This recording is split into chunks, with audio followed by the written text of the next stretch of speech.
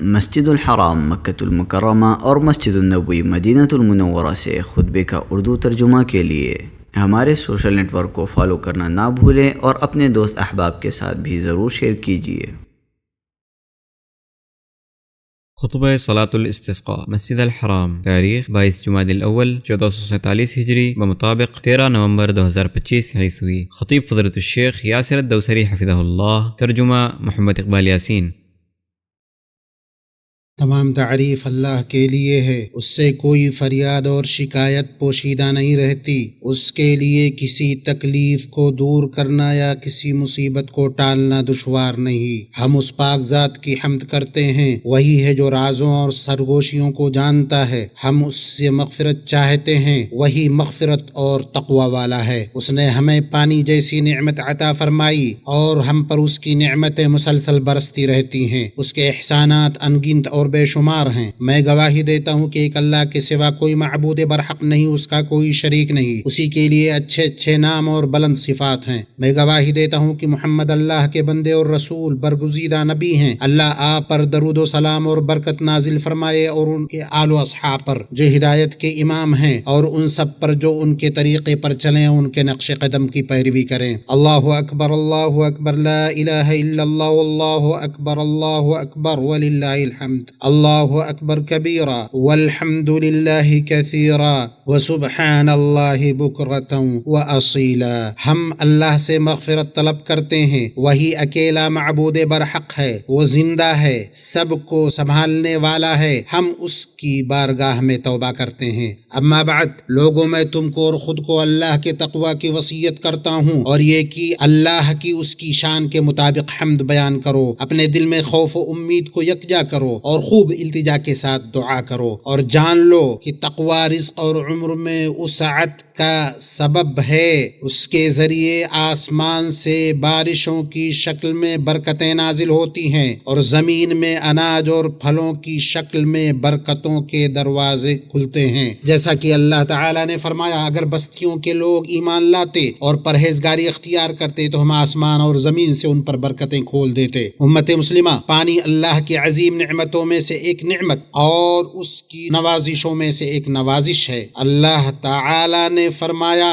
ہم نے ہر زندہ چیز کو پانی سے پیدا کیا۔ جب پانی آسمان سے نازل ہوتا ہے تو کھیتیاں سرسبز ہو جاتی ہیں، چوپایوں کے تھن دودھ سے بھر جاتے ہیں، زمین اپنے اناج، درختوں، پھولوں اور پھلوں سے سج جاتی ہے۔ اللہ تعالیٰ فرماتا ہے، ہم نے آسمان سے بابرکت پانی نازل کیا، پھر اس سے ہم نے باغات اور فصلوں کے دانے اگائے، اونچے کھجور کے درخت اگائے جن کے خوشہ تہ بتہ ہیں، تاکہ یہ رزق لوگوں کے لیے ہو، اور اس سے ہم نے مردہ زمین کو زندگی دی۔ مومنوں، بارش طلب کرنے کے لیے عز و جل سے دعا اور التجا کرنا ایک طریقہ ہے جسے اللہ تعالیٰ نے مقرر کیا، اور ہمارے نبی صلی اللہ علیہ وسلم اور آپ کے آل و اصحاب نے اس پر عمل کیا، اور امت نے بارش طلب کرنے، دعا کرنے میں ان کے طریقے کو اپنایا، اور ہمارا ملک بھی اسی روش پر رواں اور دواں ہے۔ اللہ کے بندو، آپ لوگ بھی وطن کی خشک سالی،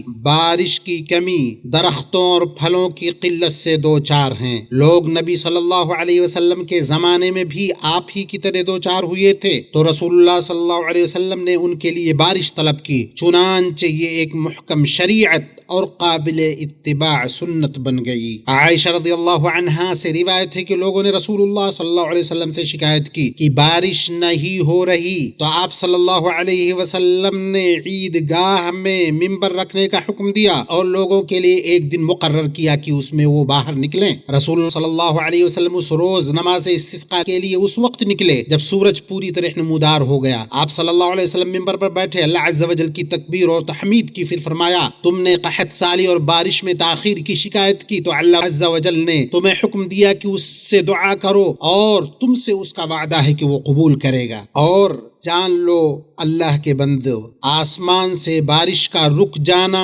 صرف اسی وجہ سے ہوتا ہے کہ لوگ عبادتوں اور نیکیوں میں کوتاہی کرتے ہیں اور گناہوں اور برائیوں کا ارتکاب کرتے ہیں۔ گزشتہ امتوں میں یہی اللہ تعالی کی سنت رہی ہے اور پچھلے زمانوں میں اسی کے مطابق اس کی تقدیریں نافذ ہوتی رہیں، اور تم اللہ کی سنت میں کسی طرح کا رد و بدل نہیں پاؤ گے۔ لہذا اللہ عز و جل سے ڈرو اور اس عہد و پیمان کو یاد رکھو جو اس نے تم سے لیا ہے، چنانچہ صرف اسی کی عبادت کرو، اس کے ساتھ کسی کو شریک نہ ٹھہراؤ۔ بے شک اللہ کے ساتھ شرک سب سے بڑا گناہ اور سب سے زیادہ ہلاک کرنے والا عمل ہے۔ یہ کھیتیوں اور نباتات کو تباہ کر دیتا ہے اور خیر و برکت کو مٹا دیتا ہے۔ اور گناہوں اور حرام چیزوں سے بچو، کیونکہ یہ نعمتوں کے زوال اور مصیبتوں اور عذابوں کی آمد کا سبب ہیں۔ اور خبردار، چھوٹے گناہوں کو حقیر نہ سمجھو اور غیبی امور کو خوب جاننے والے رب کی نگرانی کو معمولی نہ سمجھو۔ انس رضی اللہ عنہ سے روایت ہے کہ انہوں نے کہا، تم لوگ ایسے اعمال کرتے ہو جو تمہاری نظروں میں بال سے بھی زیادہ معمولی ہیں، حالانکہ ہم نبی صلی اللہ علیہ وسلم کے زمانے میں انہیں ہلاکت خیز گناہوں میں شمار کرتے تھے۔ یاد رکھو،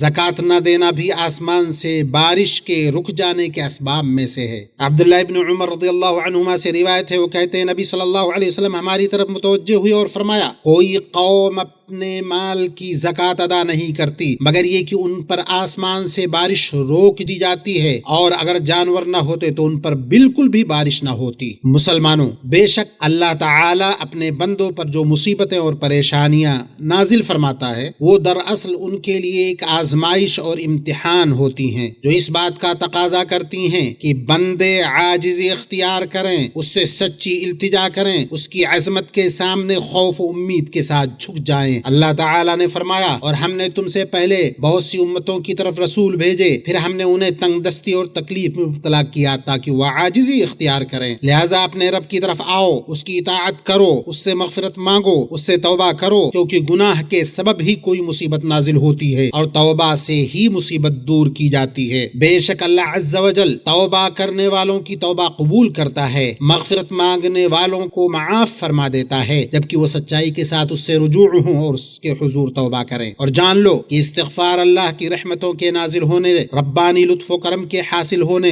دنیا و آخرت کی کامیابی کے عظیم ترین اسباب میں سے ہے۔ جیسا کہ رب العالمین نے نوح علیہ السلام کا قول نقل فرمایا، میں نے کہا اپنے رب سے مغفرت مانگو، بے شک وہ بہت بخشنے والا ہے، وہ تم پر آسمان سے خوب بارشیں برسائے گا، تمہیں مال و اولاد سے مدد دے گا اور تمہارے لیے باغات پیدا کرے گا اور تمہارے لیے نہریں جاری کرے گا۔ اور اللہ تعالیٰ نے ہود علیہ السلام کی زبانی فرمایا، اے میری قوم، اپنے رب سے مغفرت مانگو، پھر اس سے توبہ کرو، وہ تم پر آسمان سے خوب بارشیں برسائے گا اور تمہاری طاقت میں مزید اضافہ کرے گا۔ لوگو، اللہ تعالیٰ کا شکر ادا کرو اس نعمت پر کہ تم امن و امان، مکمل عدل و انصاف، وافر نعمتوں اور بکثرت خیر و برکت سے معمور اس بابرکت سرزمین میں زندگی گزار رہے ہو۔ بس ان نعمتوں کی حفاظت کرو اور انہیں شکر کے ذریعے باقی رکھو، کیونکہ اللہ عز و جل نے فرمایا، اور جب تمہارے رب نے اعلان فرمایا کہ اگر تم شکر ادا کرو گے تو میں تمہیں ضرور مزید عطا کروں گا، اور اگر تم ناشکری کرو گے تو میرا عذاب یقیناً سخت ہے۔ اللہ کے بندو، جو لوگ حساب کے دن سے ڈرتے ہیں وہ اپنے نفس کو ملامت اور سرزنش کرتے ہیں۔ عقل مند لوگو، اللہ سے ڈرو، رحم کرنے والے، توبہ قبول کرنے والے رب کی پناہ میں آؤ، عطا کرنے والے کریم رب سے فریاد کرو، سچائی کے ساتھ توبہ و انابت کرو، قبولیت کا یقین رکھتے ہوئے اپنے رب سے دعا کرو، اپنی محتاجگی ظاہر کرو، کثرت سے استغفار کرو، کیونکہ اسی کے ذریعے رحمت حاصل ہوگی اور بارشیں برسیں گی۔ تمام تعریف اللہ کے لیے ہے جو تمام جہانوں کا رب ہے، رحمان و رحیم ہے، روز جزا کا مالک ہے، اس کے سوا کوئی معبود حقیقی نہیں، وہ جو چاہتا ہے کرتا ہے۔ اے اللہ، تو ہی اللہ ہے، تیرے سوا کوئی معبود حقیقی نہیں، تو بے نیاز ہے، ہم سب محتاج ہیں، ہم پر بارش نازل فرما، ہمیں مایوس ہونے والوں میں سے نہ بنا۔ جو تو نے ہمارے لیے نازل کیا ہے اسے ہمارے لیے طاقت مقررہ وقت تک ہمارے لیے کارآمد بنا دے۔ اے اللہ ہمارے اوپر بارش نازل فرما، اے اللہ ہمارے اوپر بارش نازل فرما، اے اللہ ہمارے اوپر بارش نازل فرما،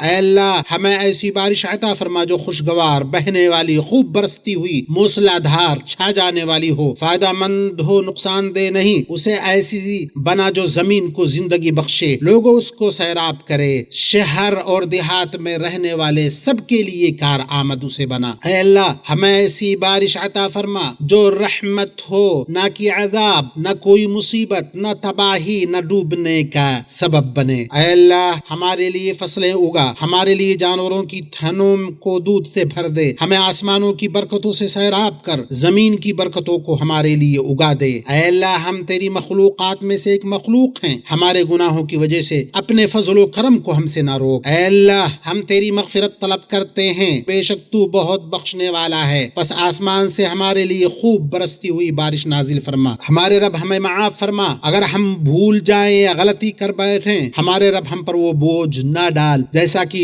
تو نے ہمارے سے پہلے لوگوں پر ڈالا، ہمارے رب ہم پر وہ بوجھ نہ لاد جس کی ہم طاقت نہیں رکھتے، ہم پر مہربانی کر، ہمیں معاف فرما، ہم پر رحم فرما، تو ہمارا مولا ہے، بس ہمیں کافروں کے مقابلے میں نصرت عطا فرما۔ اے اللہ ہمارے دلوں کے ایمان سے اور ہماری زمینوں کو بارشوں سے سیراب کر۔ اے اللہ میرے دین کو درست کر دے جو ہمارے دنیا کے تحفظ کا ذریعہ ہے، اور ہماری آخرت کو درست کر دے جس میں مجھے لوٹ کر جانا ہے، اور ہماری زندگی کو ہمارے لیے ہر بھلائی میں اضافے کا سبب بنا دے، اور ہماری وفات کو ہمارے لیے ہر شر سے راحت بنا دے۔ اے اللہ ہماری پریشانیاں دور فرما، ہمارے غم ہلکے کر دے، ہمارے قرض ادا فرما، ہمارے مریضوں کو شفا دے، ہمارے وفات شدگان پر رحم فرما۔ اے اللہ اسلام اور مسلمانوں کو عزت عطا کر، دین کے قلعہ کی حفاظت فرما، ہمارے اس ملک کو اور باقی تمام مسلم ممالک کو بھی محفوظ، مطمئن اور خوشحال بنا اے رب العالمین۔ اے اللہ ہمیں ہمارے وطنوں میں امن عطا فرما، ہمارے امام اور سربراہ خادم حرمین شریفین اور ان کے ولی عہد کو ہر اس کام کی توفیق دے جسے تو پسند کرتا اور جس سے تو راضی ہوتا ہے، اور انہیں ہر اس کام کی توفیق دے جس میں ملک اور